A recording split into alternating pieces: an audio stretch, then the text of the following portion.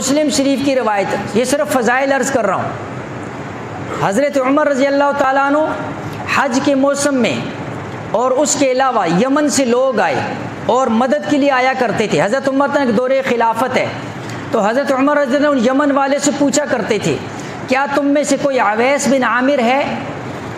تو ایسے ہی ایک دن انہوں نے کہا کہ جی اویس بن عامر آیا ہے۔ آپ رضی اللہ تعالیٰ عنہ خود جب ان کی نشاندہی کی گئی تو حضرت عمر ان کے پاس گئے، کہا تیرا نام اویس بن عامر ہے؟ کہا اویس بن عامر ہے۔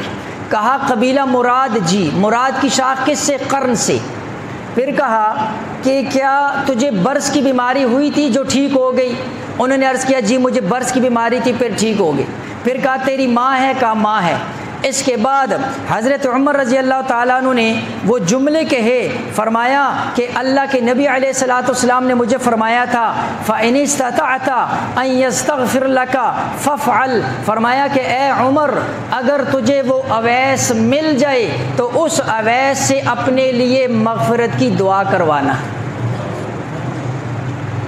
حضرت عمر رضی اللہ تعالیٰ عنہ کو امام الانبیاء علیہ الصلاۃ والسلام نے یہ بات ارشاد فرمائی، صحیح مسلم کی روایت ہے۔ تو حضرت عمر رضی اللہ تعالیٰ عنہ نے یہ ساری باتیں کیوں پوچھیں؟ اس لیے کہ حضرت عمر رضی اللہ تعالیٰ عنہ نے پھر حضرت اویس قرنی رحمہ اللہ سے یہ بات کہی کہ مجھے اللہ کے نبی علیہ الصلاۃ والسلام نے تمہاری یہ ساری نشانیاں بتائی تھیں کہ قبیلہ کون سا ہوگا، نام کون سا ہوگا، اس کو برص کی بیماری لگی ہوگی، ٹھیک ہو گئی ہوگی، اور ماں کی خدمت کی وجہ سے رب نے اس کو یہ مقام دیا ہوگا۔